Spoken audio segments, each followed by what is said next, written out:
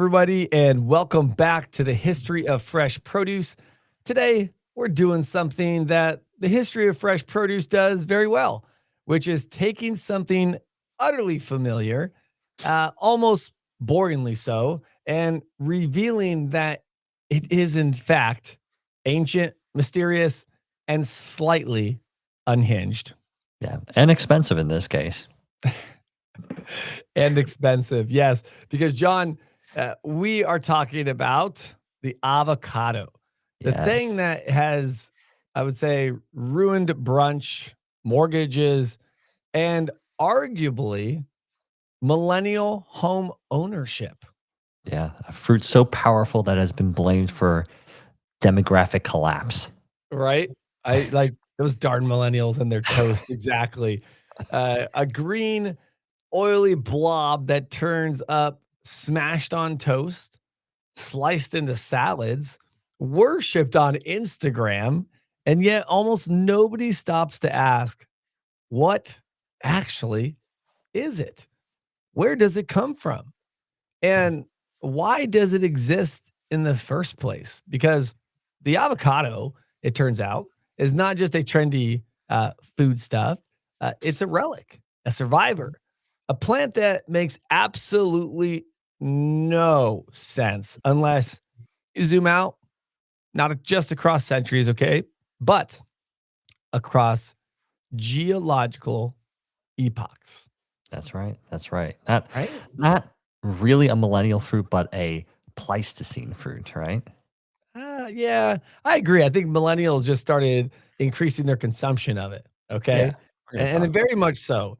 And to understand why the avocado looks the way it does, why it has that absurdly large stone, why it's oily rather than sweet, why it behaves like a fruit that forgot to evolve properly. Seriously. I mean, we need to start at the beginning. We can't just start with toast. We got to start yeah, with the trees, that's right. That's right. So let's right? talk about that. Let's talk about the trees and the bees and all that fun stuff. So uh botanically speaking, the avocado belongs to the laurel family. So the Lauraceae. And this is pretty interesting, actually, Patrick, because laurels are not just any old group of plants. Okay. They are what botanists called basal angiosperms, which is to say, in plain English, they sit very close to the base of the flowering plant family tree. Yeah. And they're ancient, Yeah. respectably ancient, John. Oh yeah. I mean, this we're talking deeply ancient. So we're talking Deep. over we're talking over 100 million years old. So these are some of the earliest flowering plants to evolve on Earth, back when dinosaurs were still very much in charge of things and mammals, they were just these small, twitchy, living creatures in the shadows. And laurels have really been culturally important for just as long. I mean, at least by human standards, right? So the laurel wreath, right, the symbol of excellence and victory, comes straight out of this family. So let's look at some of the linguistics elements. So the words laureate, poet laureate, even baccalaureate, all of those derive from the laurel tree. Hey, so when you graduate, you're essentially being crowned as a salad ingredient at this point. Yeah, exactly. I would say a noble salad ingredient at least, right? Um, so the sweet bay or bay laurel, Laurus nobilis, literally the noble laurel, has been seasoning soups and crowning heroes for millennia. And the laurel family is packed with plants that matter enormously to human history, which obviously we're not talking about all of them today, but some examples are cinnamon, cassia, sassafras, camphor, California bay. But economically, today at least, the most important member of the family by far is the avocado. Which feels like it's muscled its way into first place fairly recently. So, Yeah, it's kind of like what you're talking about yeah. with millennials. I mean, that's kind of what people associate the avocado with. Uh, but its roots are anything but recent. I mean, the avocado is a product of the current geological era, which is the Cenozoic, and it evolved in a very specific place at a very specific moment.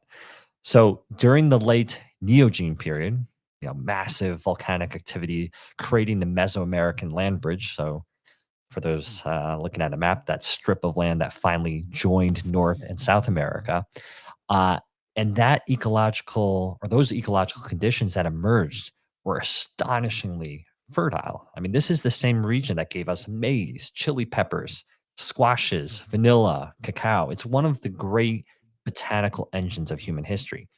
And nestled into that environment was a tree that would eventually be known as Persea americana, the avocado. So despite the fact that you can now buy one, right? Let's say Norway in February, its heritage is completely American, right? Oh, yeah, firmly, unmistakably American. And humans have been interacting with it for thousands of years, so much so that the avocado is usually described as a domesticated plant. But here's the thing, it may only be semi domesticated because avocados are highly heterozygous, which is a technical way of saying, that they don't breed true. Yeah, I was gonna say they're temperamentally unreliable, Yeah, that's a good way of putting it. I mean, right? if you plant an avocado seed, that tree that will grow from that seed will almost certainly not resemble the parent. Just like apples, we talked about this a lot during the apple series that we did. So to get a consistent avocado, one that tastes and behaves the way you want it to, you have to clone it. Through grafting and budding. So the avocado sits in this strange limbo shaped by human selection, but never fully tamed. And then there's the question of what kind of thing it actually is, right? Because culturally, in much of the Western world, we treat avocados like vegetables, right? They go into salads, they go with savory food. Nobody's making like an avocado jam, at least not that I know of, Patrick. No, just Um, avocado oil. yeah, exactly, but that's not quite jam, right? So, but That's if we my look jam. botanically, they're very much fruits. Yeah. Did you hear what I said? I said it's my jam though. Fair enough. It's Fair a enough. it's a fruit that, has opted out of being fun. I Yeah, mean, and I would say in the traditional sense, right? yeah, exactly. I mean, because fruits are defined as the fleshy, mature ovary of a flower that contains one or more seeds. That's the technical term. And avocados qualify, perfectly under that. They're just unusual, right? They're not sweet, they're not acidic, they're high in protein, they're oily, almost meaty. And when botanists get really technical, the avocado turns out to be a bit of a classification headache. It has flesh, so it's a fleshy fruit, but is it a drupe like a peach or a berry? Now, technically, it fits the definition of a drupe, but most botanists classify it as a berry because the inner layer, and we're getting very technical here, but the inner layer, the endocarp, isn't hard or stony. It's thin, less than 2 millimeters thick. So, quite improbably, the avocado is a single seeded berry. Yeah, and then which it feels like an administrative decision rather than, like a moral truth, seriously, like, like the principal called us in and got it taken care of. Yeah, exactly. But look, I mean, that single seed, the stone, the pits, that whatever you want to call it, that enormous, absurdly oversized thing at the center of the fruit. I mean, that is where the real mystery begins, Patrick. Because when you look at an avocado tree producing fruits with pits that large, you have to ask yourself a very simple question. At least I do, and that is, who on earth was this meant to be eaten by? Well, I would say the answer is, becomes pretty obvious, right? I mean, Okay. I think it was designed for monsters. Oh, okay. And I mean that very seriously. The avocado didn't just evolve for us, right? It evolved for megafauna, right? Huge, shaggy, slow moving plant, I would say, munching giants that roamed Mesoamerica during the late Pleistocene, tens of thousands of years ago, John. So the earliest avocados, the ones that look, I would say, most likely like today's Criollas, were part of a forest ecosystem built around scale, right?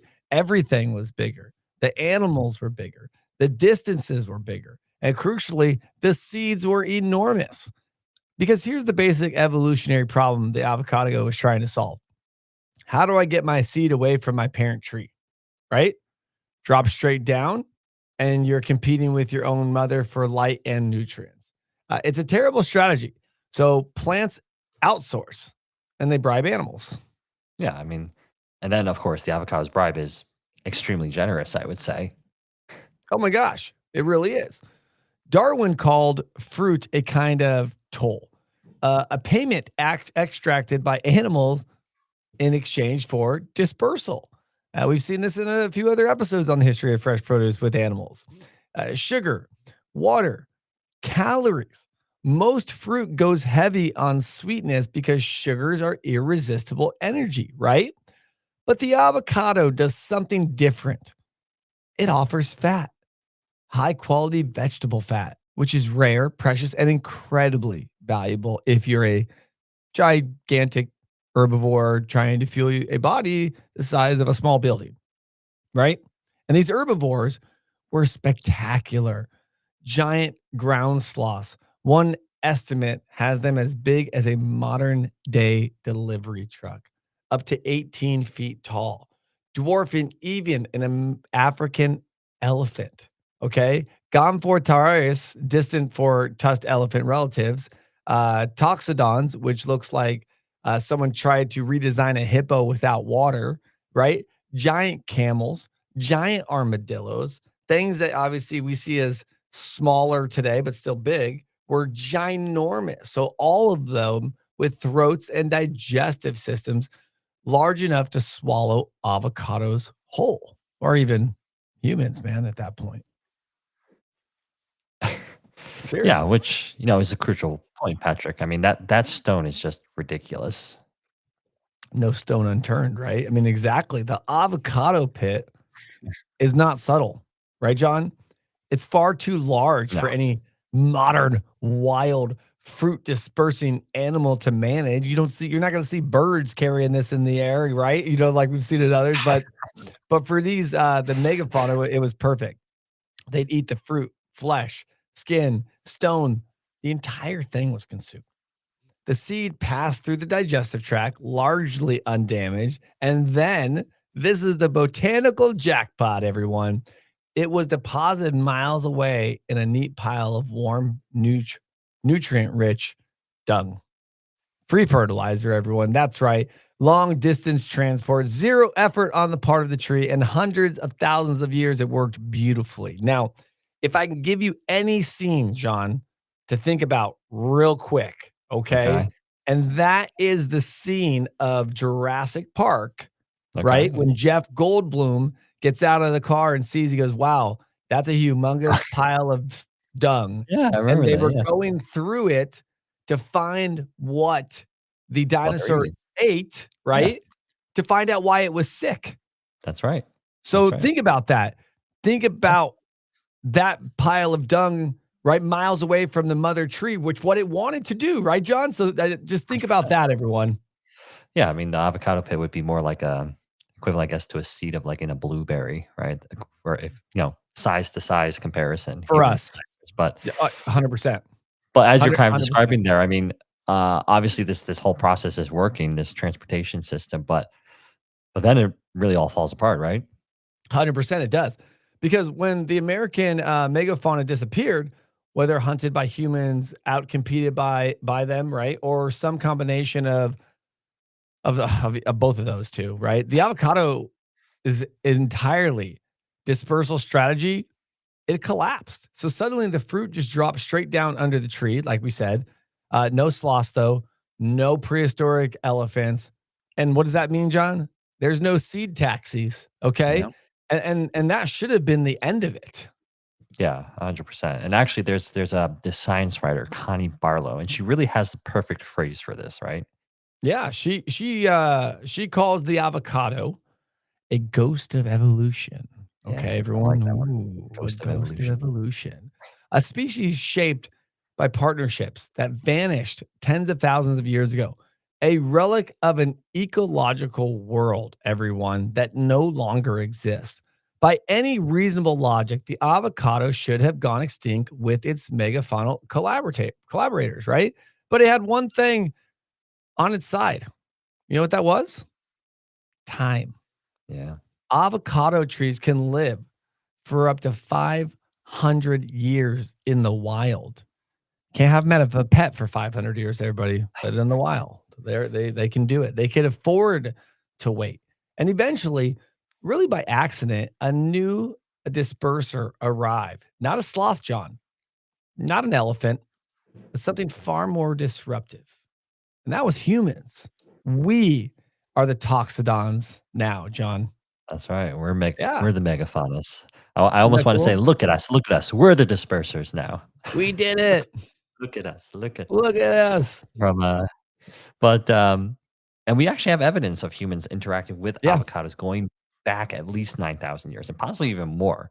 So, some of those evidence, you look at the Coxcotlong caves and what is now the Mexican state of Puebla. I mean, these dry, arid caves, right? You find avocado remains that clearly didn't grow there.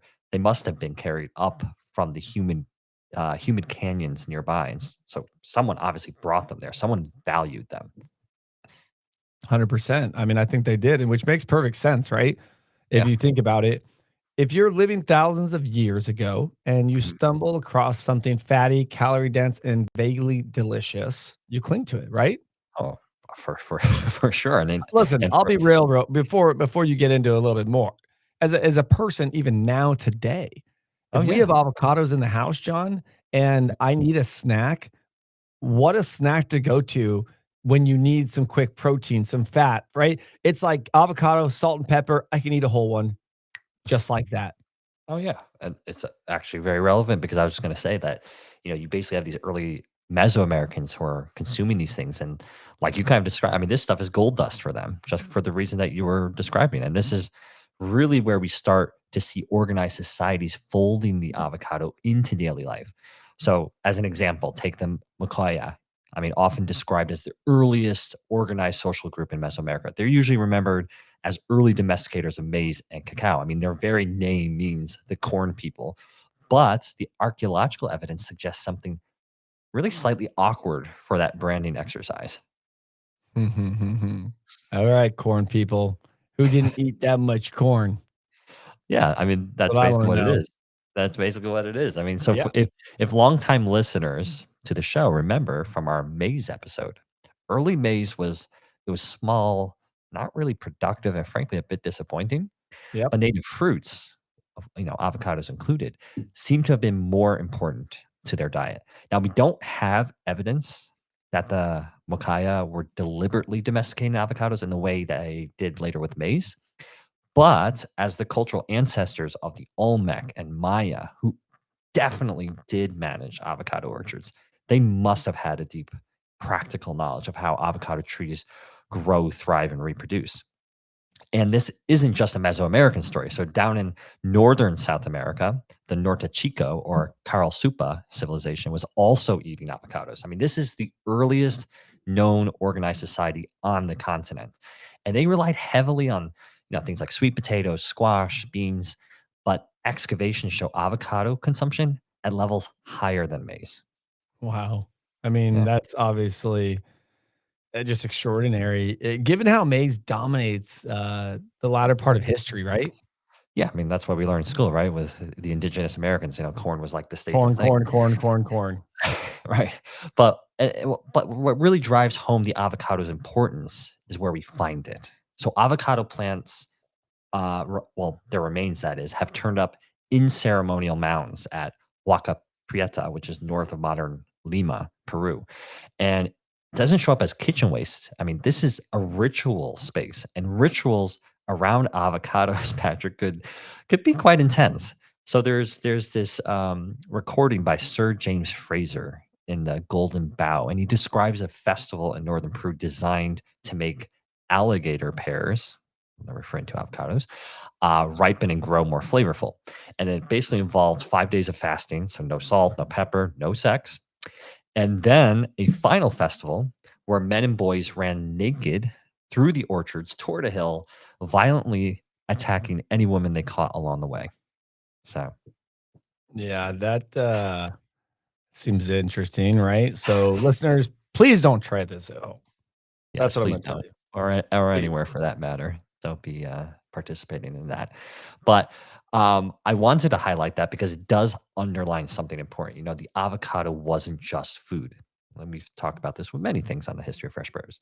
It also had power. And by the time the Inca absorbed these regions in the century or so before the Spanish arrived, avocados were growing in managed orchards. I mean, this was settled, intentional cultivation. And back in Mesoamerica, the big civilizations, the Olmec, the Maya, the Aztec, all of them valued the avocado enormously. So in Olmec sites, avocados are often the most abundant food remains. Their stone carvings and glyphs frequently reference them. I mean, this was to them a gift of the gods. And then you look at the trade routes, stretching from North, Central, and South America. These cultures spread avocado trees far beyond their original range. And archaeology shows fruit size increasing steadily across pre-Columbian period, which tells us something crucial that people were selecting, right? I mean, they were selecting bigger fruits, better flesh, trees worth keeping. And some regions with intensive avocado cultivation supported higher population densities than they do today. And in many excavations, avocado remains dominate the biological residue. So this is quite obviously a keystone food. And nowhere was that really more true than among the Maya. So the avocado appears in the Popol Vuh, which is the great Mayan creation story. Now, in that story, humans are made from maize, yes, but fruit trees are given to sustain them.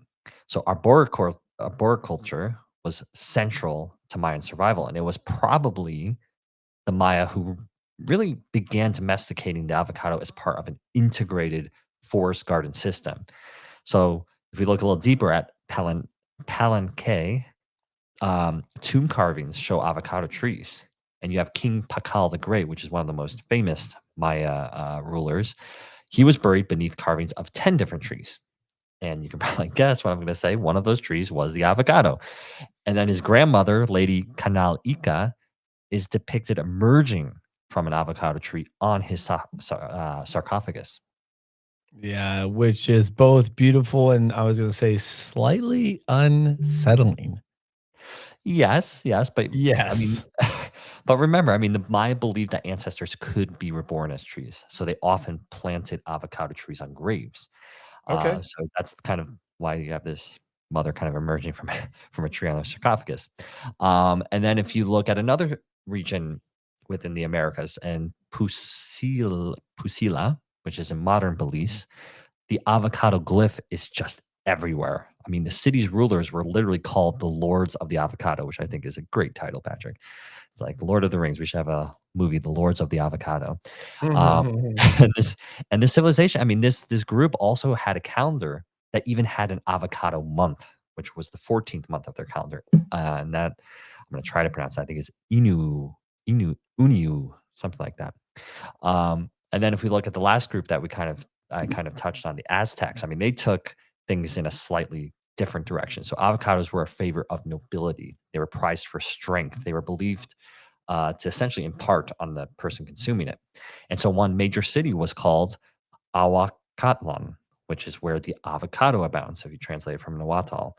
And it was represented by a glyph of an avocado tree with teeth. And then there's the sexual symbolism. So the small Criollo avocados were thought to resemble testicles, right? They grow in pairs, they kind of similar shape, I guess. And so you eat them, and your own vigor was believed would follow. And beyond just the shape association with it, apparently the smell of ripening avocados was believed to be such a powerful aphrodisiac that noblewomen were supposedly kept indoors during the harvest season. Wow. Well, that's not definitely, I would say a policy that is carried on, okay? Yeah, not quite, not quite. Women are allowed on the fields when there's harvest happening for avocados. Yeah. Uh, but meanwhile, farther south, the Inca, that'll be the last group I'll just quickly touch on. I mean, they encountered the avocado just before the Spanish did, so they're kind of late to the avocado party. Right? And they acquired it through conquest. So when the Tupac Inca Yupan Yupanqui subdued a region called Palta and brought the fruit back to the warm valleys near Cusco, that name stuck. So in Peru and Ecuador today, the avocado is still called palta. But Yeah. Patrick, the Mesoamericans would not be the only ones to shape the avocado because, of course, as we always see, eventually the Europeans arrive. Yeah, they do, don't they? And I would say they do, very quickly. So when the Europeans first encounter the avocado, let's talk about that, right? It's not love at first sight in the modern sense, right, John? Yeah, Okay. it's Not not. toast, not brunch, no Instagram. What they do notice almost immediately is that this is a fruit that's useful Yeah, because the Spanish arrive in the Caribbean and Mesoamerica with a very particular set of priorities. They're building, I would say, plantation economies, right? Sugar above all. And what they realize quite quickly is that the avocado grows freely. It's nutritious. And crucially, it doesn't compete with sugarcane for space. So you can't, or you said you can plant it on the edges, right? Kind of let it do its thing, and it produces this dense, fatty food that keeps people alive, right? yeah, which is not quite the wellness Brendan enjoys today. That's not the way No, it's positioned. quite the opposite, really. Avocados are folded straight into the machinery of empire, right? Mm, They're yeah, used extensively as food for enslaved people on Caribbean sugar plantations. Cheap calories, reliable calories. And as the Spanish plantation model spreads to places like the Philippines, the avocado goes with it. But from the very beginning, Europeans are also fascinated by what they encounter, right? So the first mention we have is from 1519 by Martin Fernandez de Incico, who describes a fruit that looks like an orange, turns yellow when ripe, and contains something like butter, which he finds so marvelous, it almost seemed a bit suspicious. Okay. And then in 1526, you get a much fuller, almost loving description from Fernandez de Oviedo. He talks about these great trees with broad laurel like leaves, producing fruits weighing a pound or more, with a seed like peeled chestnut and flesh that's again compared to butter. Soft, rich, deeply satisfying, John. deeply. Yeah, it's strikingly how Deeply. quickly they all just reach for the dairy metaphors, right? They keep saying butter. And I would say, I mean, that's a very European way of understanding what they're eating, right? I mean, exactly. They're constantly trying to translate it into something familiar. Yeah. One writer says, it's like an oak tree with orange leaves and fruit like figs, and which feels like he's just given up halfway through, Yeah. right? But what Oviedo, okay, is describing is clearly not a wild fruit. Wild avocados are small, thin flesh, egg shaped. This thing big, rich, buttery, has been selectively bred. Like we were just talking about, right? Indigenous farmers had been cultivating and propagating avocado varieties for centuries across different climates and landscapes, right, John? So the Yeah. Spanish don't really clock that. They assume that these trees are growing wild. Yeah, of And by course the they do. mid 1500s, avocados are everywhere in colonial life. Francisco Cervantes Salazar notes that they're widely available in the markets of Tenochtitlan.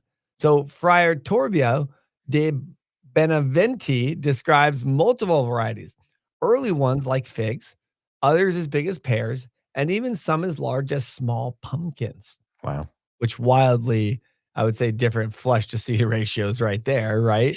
And the names for the fruit bounce around as well, right? Aguacate, palta, uh, Spanish pear, shell pear. In English, the first recorded mention comes in 1589 from a merchant named Hawks, who calls them alvacates, right? So actually, keeping with the English, and William Hughes writes the first detailed description in English. He clearly is impressed. He thinks it's one of the most pleasant fruits on the island, nourishing, strengthening, good for the vital spirits. And he also describes the Spanish mashing the pulp and eating it with vinegar and pepper. Yeah. John. Which it sounds to me is basically guacamole, Oh my right? gosh. It is guacamole. It is, yeah. That's so funny. It's guacamole. It's so true. Gosh, I mean, poor avocado already. It's absolutely, I would say, amazing, right? And so, an early I would say vinegar heavy guac. Okay. Yum. Hughes thinks it's delicious, right? Yeah. He also it inevitably decides it must be an aphrodisiac. He suggests that the Spanish love, right? It's because it procures lust exceedingly, which tells you more about the 17th century European anxieties than it does about avocados, right? Yeah. Yeah. And Exactly. then you've got William Dampier, pirate and chronic oversharer, who picks this up too. He calls them avocado pears and reports the same rumor that they stir the passions. He doesn't sound entirely convinced, though, but he does note that wherever the Spanish settle, avocados seem to follow, John. And yet, despite all the enthusiasm, the avocado remains curiosity in Europe, right? Something exotic, something grown in Holt House. It spreads rapidly around the colonial world, Asia, Africa, the Pacific, but not into European diets in a meaningful way. Not just yet, right? Yeah, I mean, it basically conquers the globe, but not quite the dinner table just yet. 100%. You're so right. But John, what if I was to tell you it doesn't eventually arrive in the United States, right? It does. And in the much stranger, more precarious way than you might even expect. And it begins, as so many of these stories do, with a doctor, a government posting, and an alarming level of horticulture confidence, John, That's right. So right? let's look at the avocado's entry into the US because this is going to make up a good chunk of the rest of the episode here. So it's 1833, and the first avocados finally reached the continental United States courtesy of Henry Perrin. Now, Perrin was a physician by training, but like many 19th century Americans abroad, he quickly became something else entirely, an Right. amateur plant obsessive. So Perrin was serving as the U.S. consul in Campeche in southern Mexico. And while there, he became convinced that the tropical plants he saw all around him weren't just curiosities. They were economic opportunities waiting to happen. Very Joseph Banks, right? Well, Oh, the yeah. series that we just finished up. Lots of echoes of Banks there. And so this wasn't just a personal hobby, though. Perrin was responding to a request from President John Quincy Adams himself, who had encouraged American diplomats to identify useful tropical plants and ship them home. And the idea was almost proto globalization. So, rubber, dyes, timber, exotic fruits, anything that might boost American industry or improve the national diet. And Perrin looked at the avocado and thought, this is amazing. It's nutritious, it's filling, it's adaptable. And so he selected avocados that were probably Mexican or Guatemalan varieties or hybrids of the two. And he sends them back to Florida, which he believed could become America's tropical agricultural frontier. Yeah, and which already sounds optimistic given Florida's track record with, well, just about everything up to this point in history, Yeah, and we actually did an episode right? on that as well, so listeners can recall that potentially. And yeah, I mean, I would say optimistic is probably one word to use. Reckless is another, because Perrin chose to plant his avocados on Indian Key, which is this small island in the Florida Keys. I mean, he had a reason to do so. I mean, it had good soil, had good climate, but it absolutely also had dire relations with the local Seminole population. Now, Perrin seems to have assumed that none of this would be a problem. So for a while, the trees actually did very well, Patrick, on this small island. Avocados grew, fruit appeared. Perrin's theory that Florida could naturalize tropical crops seemed to be working. But then in 1840, everything collapsed. So Perrin and his family were killed in a violent raid. His property was burned, and as such, the experiment ended as abruptly as it began. And Mhm. no one picked up where he left. I mean, the avocado, having made its American debut, was just promptly disappeared again for more than half a century. Yeah, I agree with that. And so the avocado's first American outing, not quite a home run, I would say. No, not quite. A little bit of a blip there, but here's the twist. Okay, so even though Perrin's trees didn't survive, his method did, and this turns out to be his real legacy, right? So Perrin developed and refined the grafting or budding technique for avocados. So instead of planting seeds, which we were talking about, and hoping for the best, which is essentially again genetic roulette, grafting allowed growers to reproduce a tree exactly. So, same fruit, same characteristics, faster production, and far more reliability. And this is absolutely foundational. So, today, virtually every avocado tree grown anywhere in the world comes from this exact method, a desired variety grafted onto regionally appropriate rootstock.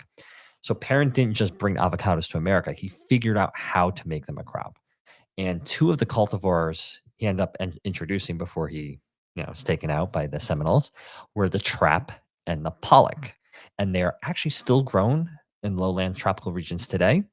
And the trap in particular became something of a gold standard of the time. So much so that decades later, agricultural scientists would openly dream of creating a California trap. Oh man, which feels like the moment California starts eyeing Florida's lunch. That's right. That's right. Very much. And but I will say this: Florida does get there first. So by the early 20th century, avocados are being grown again in Southern California, and this time from seedlings brought in via Cuba. And locals call them alligator pears, a name that growers loved and markers absolutely loathed, which we're going to get into a bit later. And so for a while, Florida dominates the American avocado market. I mean, if you're eating an avocado in New York, Philadelphia, or Baltimore in the late 19th century, our odds are it's coming from Florida. And even today, Florida avocados tend to head east, and consumers there still see, I would say, slightly wider range of varieties than most Americans who are almost entirely locked into the Hass monoculture. That said, Florida's role has steadily shrunk. Okay. Development pressure, land prices, climate vulnerabilities. I mean, these all sound familiar to you, Patrick, living in Florida. Oh yeah. I mean, they've all taken their toll on the avocado industry there. So the avocado future increasingly lies somewhere else, which brings us now to California. Now, you might assume that the avocados would have arrived there earlier. After all, you have the Spanish colonists, right? They're moving north out of Mexico, Franciscan monks establishing missions all across Alta California from the late 18th century. And as we've heard many times on the show, I mean, these monks were very enthusiastic growers of just about everything, everything, but seems everything except for avocados because there was no avocados grown. Now, possibly because of climate ignorance, possibly because of folklore about avocados being aphrodisiacs, right? And possibly because monks understandably didn't want that reputation for their orchards.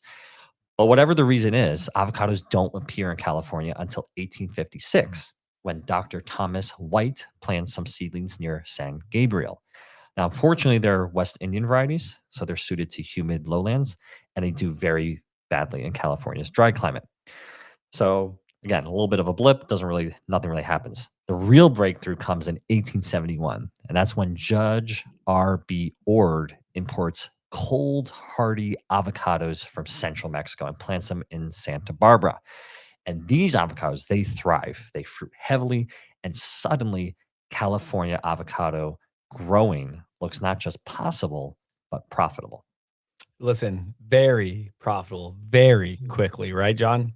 Oh, extremely. Because by 1905, avocados in California are selling for 30 to 50 cents each. And that's at a time when the average American worker, Patrick, they're earning 22 cents an hour. So that is just incredible. And these are I mean, as you can tell from that price, I mean, these are luxury fruits. They are status symbols. And actually, if you looked on the other side of the lake there in London at the same time, they're even more extravagant. So they're fetching prices that would translate to several pounds today just for a single avocado. Yet, despite all this promise, California growers are still stuck with a problem. Okay. The varieties they have aren't quite right. They want something dependable, cold resistant, commercially viable. They want that California trap. But where would they find such a variety? And is there perhaps a person, maybe a plant explorer of some kind, that would lead this charge? Listen, I think that I, that's a perfect place for a break, John. Seriously, everyone, stay tuned, and when we return back from break, we're gonna find out that magical avocado, right? And that it can be found. Okay, so Can be. let's take a quick break.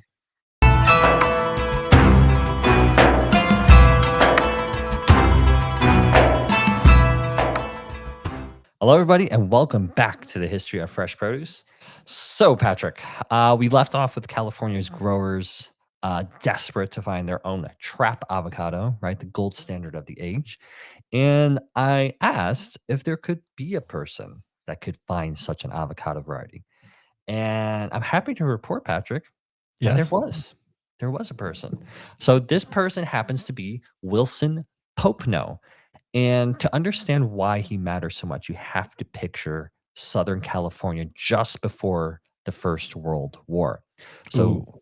Southern California, this is not yet avocado country, okay? It's citrus, walnuts, optimism, and an awful lot of horticultural guesswork because people are planting avocado seeds the way you might plant a lucky coin, right? Hoping something interesting is going to Hoping something would happen, right? yeah, exactly. It's a wish in the soil. And Wilson Popenoe is right in the middle of this chaos. He's young, he's ambitious, and he's working at his father's nursery, West Yep. India Gardens and Altadena, which is basically the avocado equivalent of a Jedi training academy. Okay. Everyone is passing through Jeez. here. Okay. You got USDA plant explorers, you got nurserymen, you got future big hitters of California agriculture.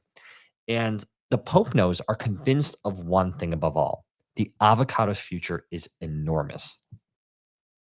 Yeah. And which at this point still sounds faintly deranged though, John.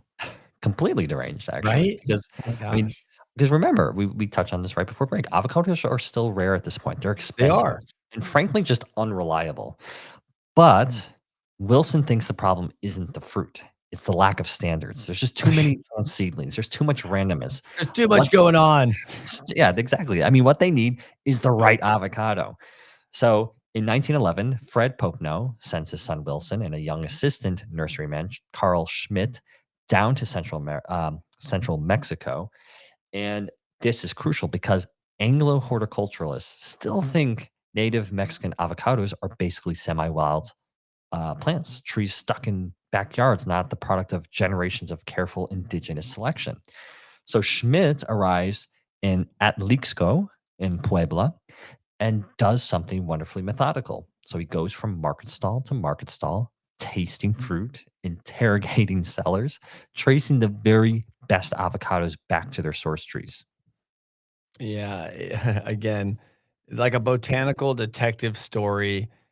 We Yeah. also enjoy a good spy story here, right, John? I mean, the history of fresh produce produces those spy stories when it comes to fresh produce. Yeah, we do like those stories.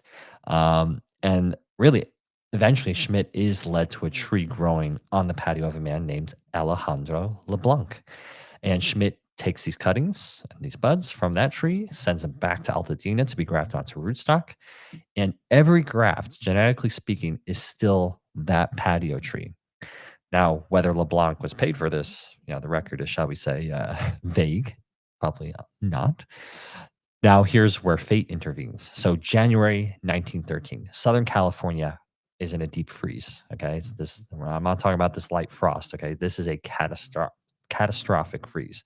So, for 3 consecutive nights, temperatures plunge below 25 degrees Fahrenheit. Citrus orchards are just devastated. Avocado trees are wiped out almost wholesale. And it becomes known as the freeze of 13, the kind of event that growers talk about for the rest of their lives.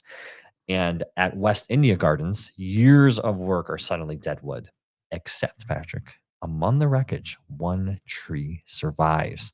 A young avocado tree grafted with the buds from the LeBlanc patio tree and Atlixco. And it bears extraordinary fruit. And more importantly, it's still alive. And so Wilson names it the Spanish word for strong and what we know as fuerte. Hey, listen, it's starting to Coming. like I say that maybe it's starting to heat up That's or right. or it's starting to go strong. Right? That's not branding though, John, right? That's just pure honesty, Yeah, I mean, he wasn't thinking about right? branding at that point so much. He wasn't looking like he wasn't listening like he wasn't creating his avocado label right now. It No, was just so much. it was the truth, right? That's what Exactly. it was. And really, the timing couldn't have been better. So by March, growers are already saying the freeze may actually have saved the industry by separating fantasy from reality, right? Cold hardiness suddenly matters a lot. And so in 1914, a grower named John Waydon in Yorba Linda reluctantly accepts 40 or 50, depending on the account, Fuerte trees from the Poconos. Not because he's convinced that they're such amazing plants, but because everything else he ordered is dead. And so he plants them on the north side of Yorba Linda Cove, and it works spectacularly so. The fruit is rich, it's smooth, it's thin skinned. Chefs love it. Hotels in Los Angeles and San Francisco buy everything he can grow up to really $12 a dozen. And again, that's luxury pricing, okay? And Layden makes even more money selling grafting wood. By some estimates, $6,000 a year just from sign sales. Wow. Wow.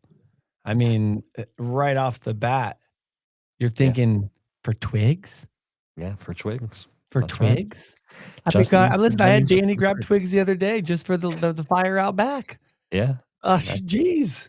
power of the avocado twig. And so by 1920, the commercial avocado industry in California effectively exists because of the Fuerte, right? So by 1940, it's 75% of avocado production. It spreads around the world to the Mediterranean, to the southern hemisphere. And for decades, it really is the avocado. That is the gold standard, the Fuerte. And yet, there's a catch. The Fuerte isn't perfect. It bears inconsistently, some years nothing at all, and crucially, it's seasonal. And industrial agriculture wants reliability, right? It wants predictability, a fruit that you can sell all year, every year. So even as the Fuerte conquers California, Wilson, Pocono, and others are already thinking, okay, what comes next? What's the next best avocado? And somewhere out there, they believe, is an avocado even better suited to modern life, one that will finally tame the chaos Wilson hated so much. And that search, well, that's where things get even more interesting. It's always gonna get interesting, and it really does, John, because, let's say up to now, okay, right? Mhm. The avocado story has been about promise, right?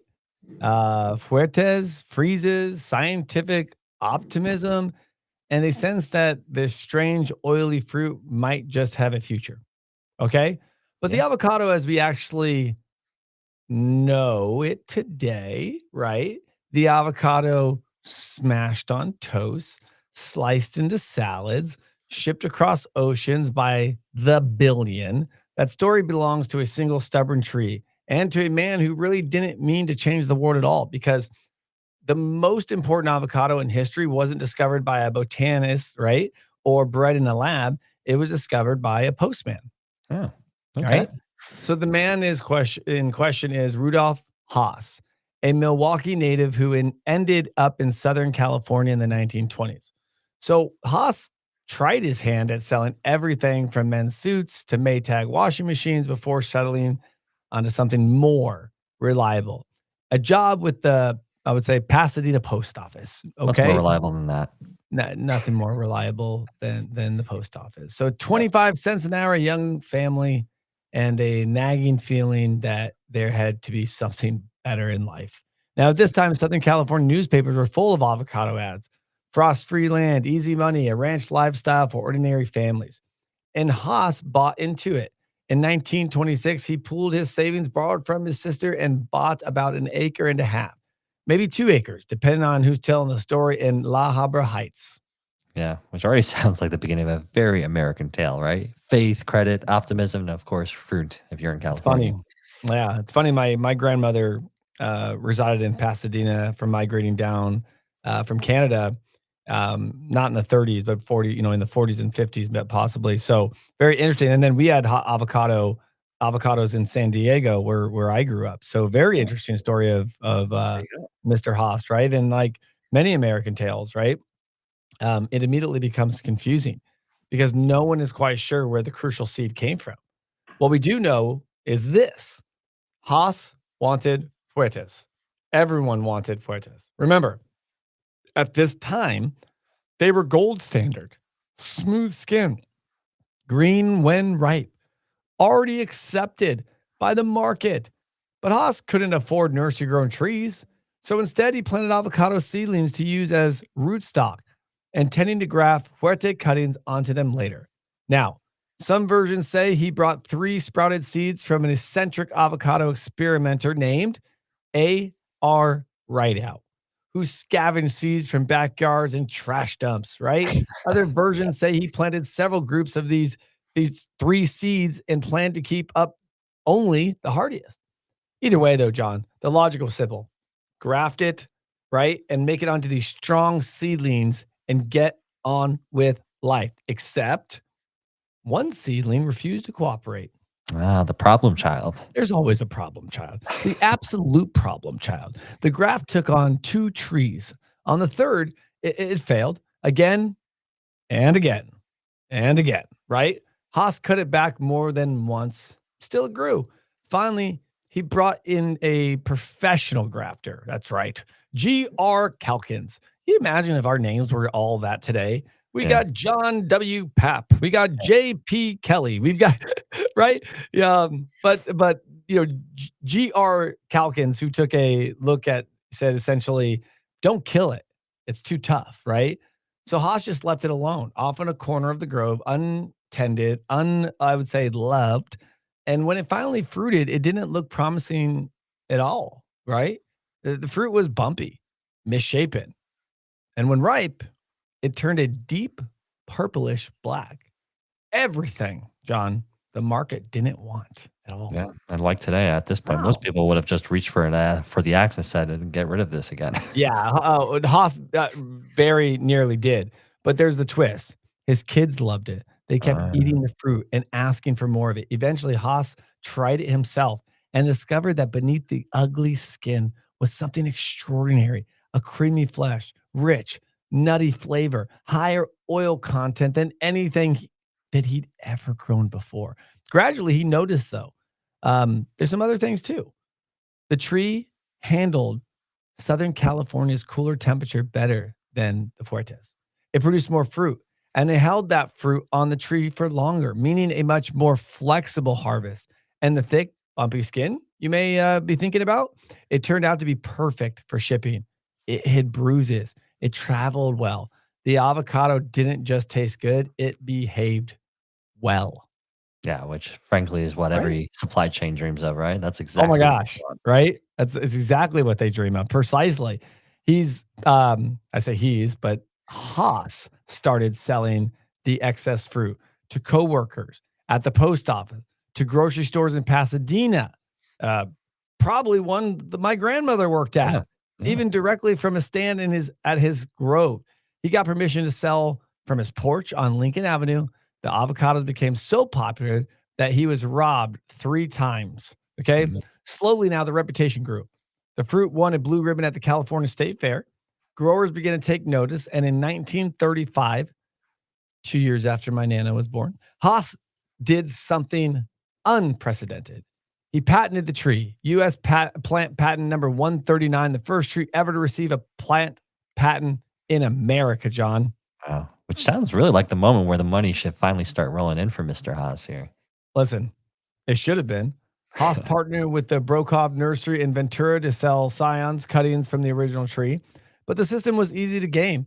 Growers would buy one Haas tree, then graft branches themselves, quite Mhm. quietly, right, avoiding the patent Yeah. fees, right?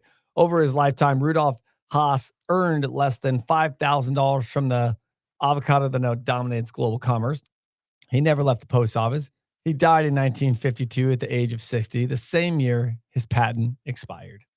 That's brutal, man. I mean, this guy invents the modern avocado and he clocks in for work for the rest of his life. Tough break. Yeah, I mean, some people are, like you said, weren't in it for that whole business side of it, right? Yeah, but Or Mr. Haas, I think, they would were have liked it. He yeah, would have liked the money, possibly, or maybe he was happy with what he created, right? You maybe. know? So meanwhile, the fruit took over the world, John.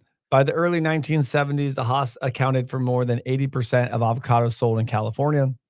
By 2000, it has displaced almost every other commercial variety globally, from Mexico to Chile to Israel. Today, it brings more than $1 billion a year for California growers alone.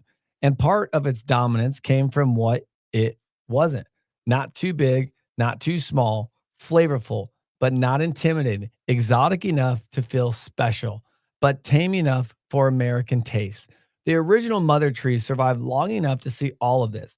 It stood in a front garden after the grove was turned into a housing development. In 2002, it finally died of root rot. Ooh, the wood was saved. Pieces of it still resurfaced occasionally, but they turned it into plaques to honor these figures in the avocado industry, John. Okay, well, it's a little oddly touching, a relic of the most accidental agricultural revolution imaginable. Well, yeah, and it raises an important point. The Hass avocado didn't conquer the world on its own. It really did need, right? Marketing. It needed coordination. It needed growers, promoters, lobbyists, an entire industry pulling the same direction, right? And that need, John, was fulfilled in the form of an association. Of course, we always like a good association in the Of fresh produce course. industry. But of And this, course. this association is the California Aguacate Association, later very pointedly the California Avocado Association. So this association was founded in 1915 with the noble aim of improving, quote, culture, production, and marketing, which, sounds reassuringly modern, but in practice meant something closer to organized chaos. So remember, everyone was growing the fruit slightly differently, right? Selling under different names and more or less hoping for the best. So, with this association, the growers decide to get serious. And for their meeting, they pick one of Los Angeles's grand new luxury hotels, the Alexandria. Yeah. And isn't that cool? Which is already really, I mean, seriously, a brilliant detail. You Yeah, can't talk about early avocados without Hollywood turning up. exactly. And the Alexandria wasn't just a hotel either; it was the hotel. So Charlie Chaplin lived there for a time. Its dining room where Mary Pickford, Douglas Fairbanks, D.W. Griffith, and Tom Mix met to form United Artists. I mean, this is really the epicenter of glamour, ambition, and reinvention. And here, amid the chandeliers and palm fronds, a group of avocado growers are sitting down to decide the fate of their fruit. And the first thing they realize is that they have a branding problem, right? Because avocados are being sold under all sorts of different names: aguacate, avocate, and most disastrous of all of them, the alligator pear.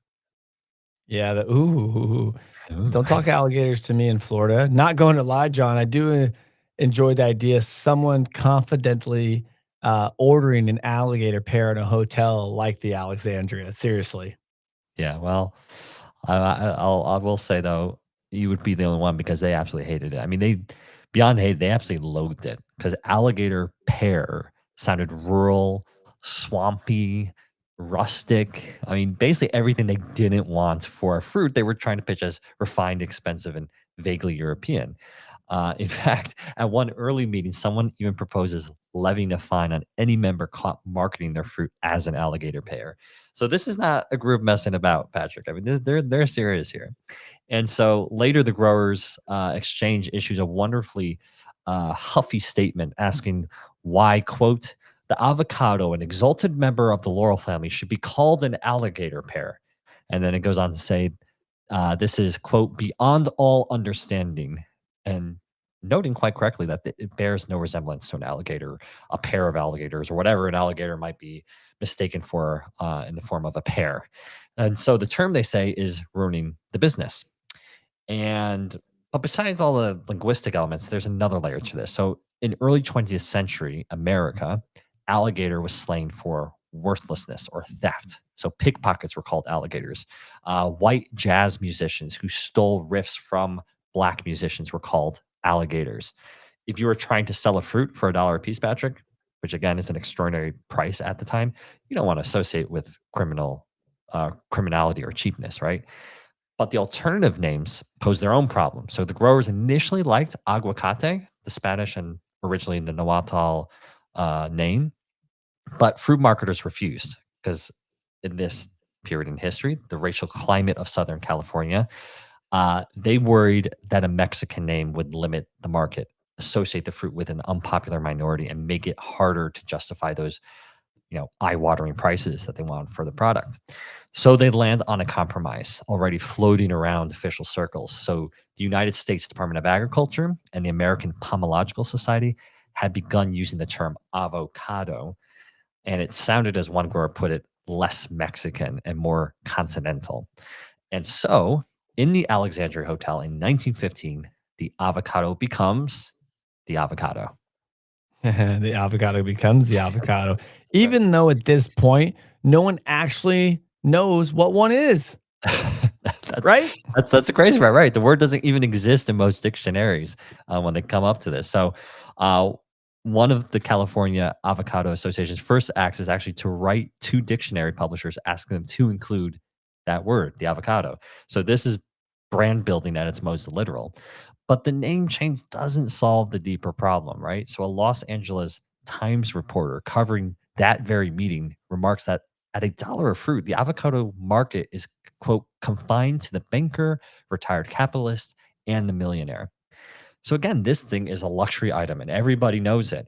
And it's always been, right? So nearly 25 years earlier, a Santa Barbara paper had noted that since its debut in Delmonico's in New York, which is really the face of American fine dining, the avocado was considered a delicacy. So Charles Randhofer, Delmonico's legendary chef, included in the Epicurean, served simply with salt, pepper, vinegar, and lemon, an elite side dish for elite diners. Even glowing endorsements don't help. So the famed citrus grower Egbert Norman Reasoner calls avocados, quote, the most valuable fruit in America, which Woo. again is not exactly a slogan that screams affordability. So the leaders of the California Avocado Association begin to think bigger. If avocados are ever going to make it into the average American kitchen, something has to change. How do you make a delicacy affordable to the masses, but at the same time keep the aura of a delicacy? Well, Yeah, you it's need true. standardization, right? You need coordinated marketing. And above all, it needs to stop being a rare curiosity sold one at a time to millionaires. And that realization that growers can't just cooperate on names, but must unite on distribution and sales. That's what pushes them toward a far more ambitious experiment. Because the next step isn't just an association, Patrick, it's an exchange. I mean, you are so right, John. I mean, listen, let's look at this. So in 1924, growers band together to form the California Avocado Growers Exchange, essentially saying we're stronger together than scrambling alone, right? They Yeah. buy a warehouse and packing facility down in Vernon, okay, just outside of Los Angeles, and suddenly the avocado has infrastructure, crates, grading standards, marketing. This is fruit getting organized, okay? And 2 years later, they pull off a small, I would say, master stroke. They decide they need a name, something punchy, something that sounds modern and aspirational, right? So they run a nationwide naming contest. Over 3,000 entries come in from all over the country. And in January 1926, they announced the winner, Calavo, Ah, California plus avocado. Clean, clever, and crucially place-based. yeah. Branding before branding was a thing. Right? And I believe very much so. 16 people independently submit the same name, including, believe it or not, the advertising manager for Sunkiss. All of them are rewarded with a box of avocados, each fruit stamped in yellow with the word Calavo. And a year later, the cooperative formally renames itself Calavo Growers. The avocado is no longer just grown in California, it belongs to California. From the start, they make it a luxury item. Vogue, The New Yorker, Vanity Fair. This is not humble produce advertising. Calavo sends recipes to food writers across America, pitching avocados as elegant, exotic, and faintly cosmopolitan. What they very deliberately do, right, and no emphasize on it, is this fruit's Mexican heritage. That angle is parked for decades. Yeah. So this is avocado as a status symbol still, not yet guacamole. No, exactly. And avocado is sophistication. It's something you serve at a smart luncheon, and it works, particularly in Southern California, where avocado fetch astonishing prices. So high, in fact, that they become a driver of the 1920s land boom. Real estate promoters promise that anyone can buy a few acres and retire as a fruit baron. Pamphlets gush that the avocado is a healthier fruit, which vitalizing and rejuvenating properties. They were offering your children a heritage of health and a cluster of green gold. This is California selling itself as the new land of milk and honey. Yeah. And this is actually well before wellness influencers, right? Oh, yeah, they're already there, John. One of the most extraordinary bits of free advertising comes from courtesy of a self-described health nut named Clark Irvine, a former newspaper man from Culver City. In the 1920s, California fashion, he decides to walk 133 miles from Los Angeles to San Diego eating nothing but avocados. 6 days, avocados only. He calls it his ideal single menu. Good for the nerves, the digestion, and the mind, he says. He keeps it up for another 2 weeks after and announces plans to present his findings to UC Berkeley. Calavo barely has to lift a finger. The stunt lands perfectly in a moment when health, sunshine, and self improvement are irresistible selling points.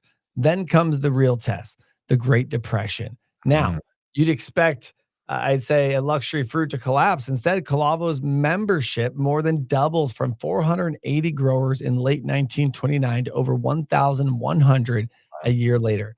Banks increased their borrowing power by 50,000. An extraordinary vote of confidence in a time when confidence is in very short supply. So one reporter sums it up in neatly: the fruit was sold by the 1970s. John, the groundwork Calavo laid really pays off. California cuisine, right, emerges Mm, fresh, yeah. local, seasonal. Alice Waters opens up Chez Panisse in Berkeley. Farm to table becomes a philosophy rather than a slogan. And for chefs wanting something local but distinctive, the avocado is perfect. It turns up everywhere: salads, sandwiches, wherever imagination allows. At the same time, though, sushi escapes the Japanese enclaves of the West Coast. Fatty tuna is scarce and expensive, so a clever chef swaps it out for avocado, pairing it with surimi crab. The California roll is born, ironically in British Columbia, but the name sticks because avocado already screams California once again. Branding wins, John, and the Yeah. avocado aura even escapes the kitchen. By the late 1920s, avocado green is a fashion color, appearing in Chanel sponsored dresses, fox trimmed coats, handbags, shoes. I mean, the fruit has become extracted into vibe, exotic, precious, and now modern, John. It's from sacred Crazy, fruit huh? to Like, luxury food to lifestyle color. It's a oh my God, crazy right? journey. Like, Right? totally, totally. You can't even, I mean, fathom the journey, right? No, no. So what's worth remembering? And I think this is all worth remembering, right? Because it's all success, all this money, all this is carefully like cultivated desire. Um, it all has consequences though, Of course it does. Yeah. because as we've seen so many times on the history of fresh produce, once a crop becomes valuable enough, organized enough, and widespread enough, other interests start paying attention. Am I right? They do. They do. Now we should tread carefully here, Patrick, because this is a whole episode in its own right, and we're already deep. This is already becoming a very long episode, and honestly, we'll actually probably do an episode on just this later this year. Oh, You 100%. Have can't to. you can't tell the modern story of avocados without stumbling into organized crime, and it really all starts in Michoacán. And so this is an area with, again, rolling green hills, volcanic soil, almost Mediterranean and feel, almost 200 miles west of Mexico City. And for centuries, it's been perfect avocado country. And today, something like 90% of avocados from Mexico come from there. Yeah, Michoacán is a big avocado, I would say, basin. So basically, it's Yeah. like the Eden, right? But Yep. better with guacamole. Yeah, exactly. And so for most of the 20th century, it was, like you say, a local Eden. And the United States banned Mexican avocados from 1915 until 1993. Not so much over competition of, the fruit itself, but largely over pest fears. Then, slowly at first, the ban is lifted, initially only in cold weather US states, far from California growers, right? So there's the competitive piece of it. And then over the next decade, the restrictions ease further, and the result is just explosive. So production jumps by more than 50%, exports increase almost fivefold, and what locals start calling oro verde, green gold, really does live up to the name. So a single hectare of avocado orchard producing two crops a year could bring in close to $100,000 to the farm. So avocados overtake marijuana as the most valuable crop in the region. I mean, families who'd been tenant farmers for generations suddenly find themselves as middle class. It's transformative. You're so right. I mean, which historically speaking is the precise moment when the wrong people start paying attention, right? Oh yeah, yeah. So the avocado boom, unfortunately, coincides with one of Mexico's crackdowns on drug trafficking, and so now you have cartels, needing new revenue streams, and they look around in this region, and they see orchards that are legal, lucrative, and rooted in land they already control. And so the first group to move in is La Familia, led by the extraordinary figure, Patrick. I'm sure we're going to talk more of him in a separate episode, is Nazario Moreno, who's a former preacher who quoted the Bible while ordering kidnappings and executions. Ooh. Geez, always reassuring when your crime boss brings scripture to the table, right, John? That's right. So La Familia and later the Knights Templar don't just muscle in, all right? They govern. Corrupt officials hand over land records. Growers are taxed by the hectare and by the kilo. Packing houses pay per pound. Trucking firms pay per worker. Municipalities surrender chunks of their budgets. And so, I mean, if you refuse to pay, you're basically offered what cartels call silver or lead. Basically, take the bribe or take a bullet. Yeah. So the avocado supply chain becomes vertically integrated crime. Yeah, pretty much. So by the mid 2010s, the Knights Templar are effectively the largest business in Michoacán, with direct or indirect control over vast swathes of production. And so some farmers flee, others fight back, forming armed militias, the autodefensas.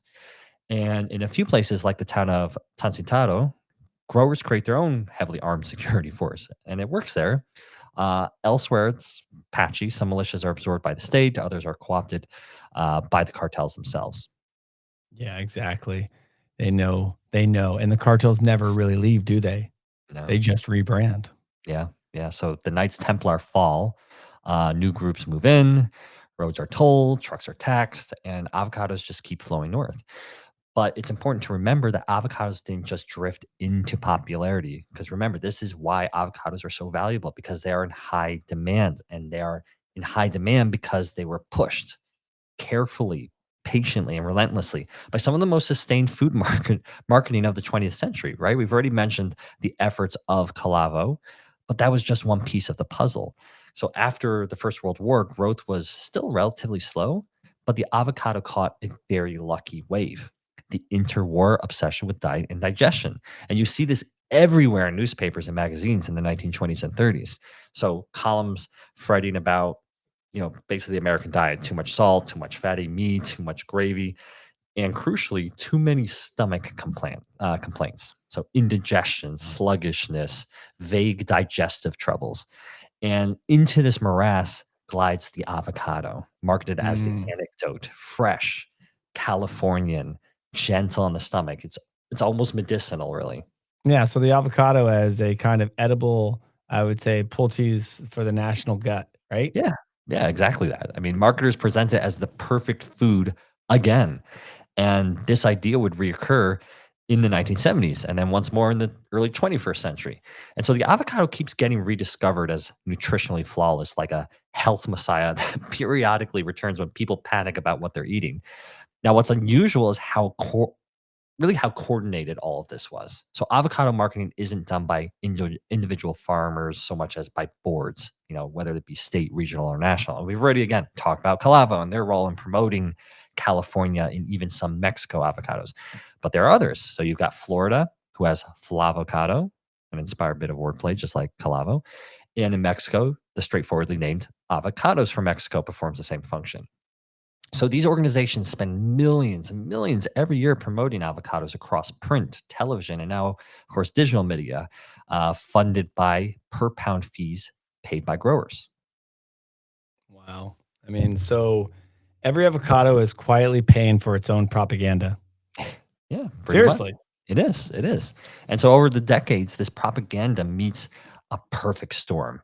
So relaxed US import rules under NAFTA, the global spread of fast food and fast casual chains willing to put avocado really on everything, the rise of the superfood, and crucially, Patrick, the avocado's extraordinary photogenic quality in a world obsessed with food photography.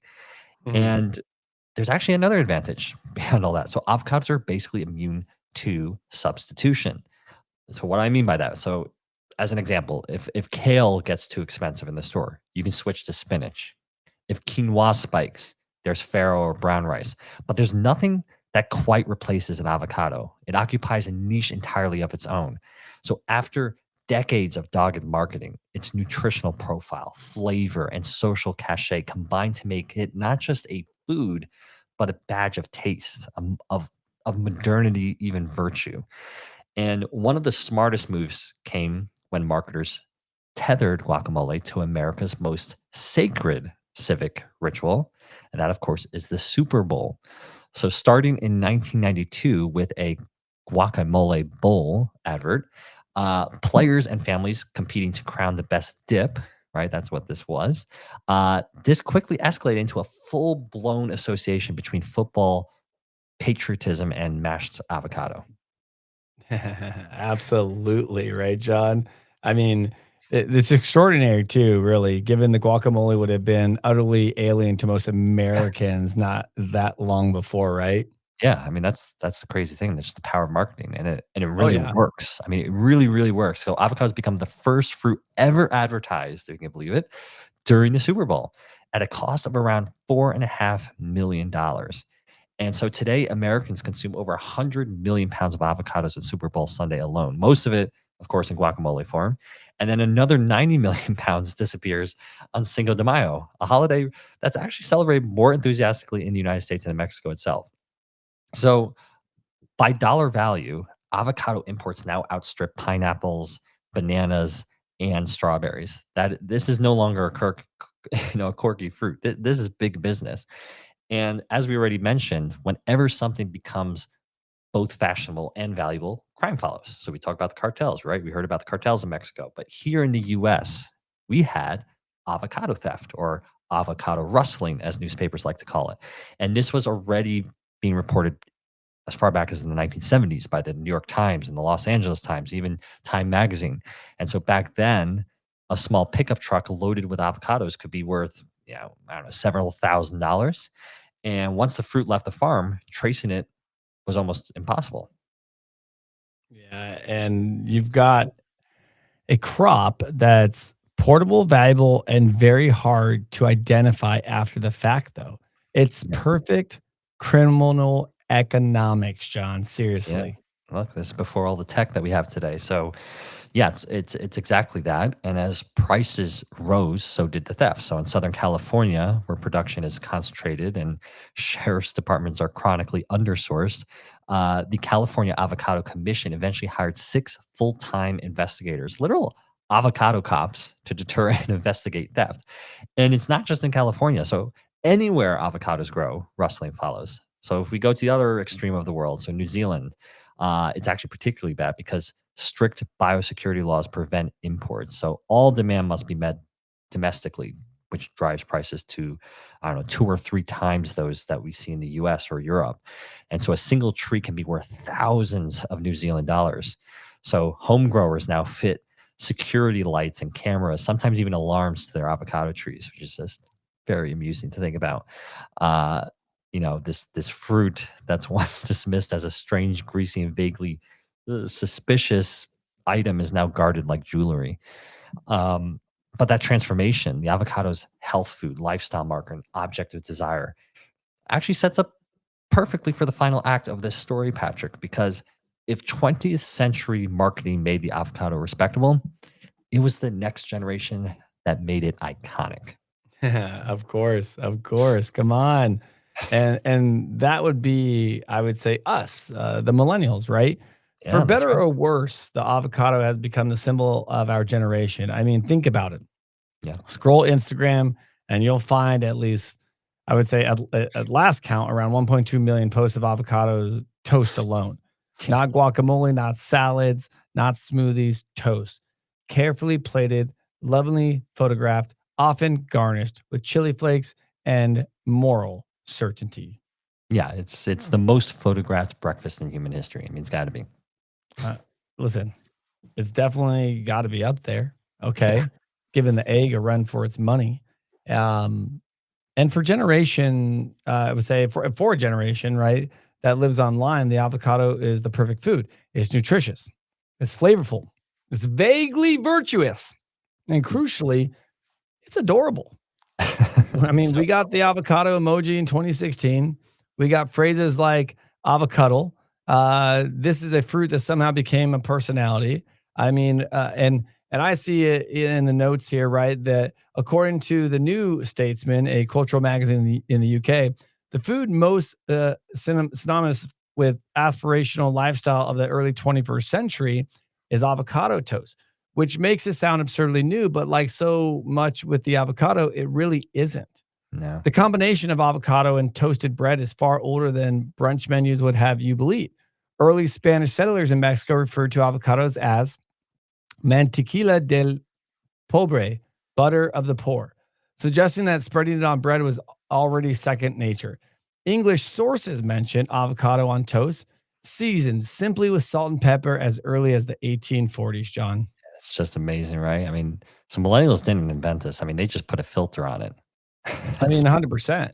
I mean, I remember, before I keep moving on, but it's like I remember a time in 2000, I would say 9 to 2013, you would try to get like California avocados in Florida, and that's the supply chain wasn't even enough, I would say, there for people to know. Some people would say, yeah, "Oh, we don't carry avocados," yeah, right? yeah. So That's as right. far back as avocados are, they're still being introduced or were being introduced for the last 20 years more and more in a way of the millennials, right? So the first mention in American newspapers as we go back appears in 1885. In the Daily Alta, California, in 1920, the Covina Argus instructed readers to mash avocado with a fork and spread it on hot toast. The San Francisco Chronicle published its own recipe in 1927. And by the 1930s, avocado toast was already universal enough to be mocked. The New Yorker in 1937 describes avocado sandwiches on wheat toast, washed down with lime rickeys in a tone that suggests health food culture was already ripe for ridicule. And even as late as 1962, the New York Times could still describe an avocado toasted sandwich as an unusual way to serve the fruit, which tells you how slowly food fashions sometimes move. Doesn't just go viral in a moment. Now, if we Yeah. look at the modern boom, this is often traced to Melbourne, Australia in the early 1990s, where chef Bill Granger began serving avocado toast at his cafe. Okay. And guess what that was called? Bill's. Of course it Not was. only of culinary revelation, but necessity. His least limited opening hours, he couldn't sell alcohol, and breakfast margins were thin. Avocado toast let him charge more for a simple dish, and it worked. Capitalism strikes again. Indeed. Once the idea crossed the Pacific and ready, it detonated. Gitani in New York is often credited with igniting the American craze. If you ever seen avocado toast dotted with red pepper flakes on Instagram, you are, whether you know it or not, paying homage to Gitani, right? Who've been serving it, geez, since at least 2006. So then, what about this? Little Hollywood. Gwyneth Paltrow arrived. She featured avocado toast in her cookbook. It's all good, describing avocado, right? Veganese and sea salt as the holy trinity, liking it to a favorite pair of jeans, reliable, easy, and exactly what you need. Wow. Once she got it, it was Yeah, okay. everywhere, right? You Everywhere.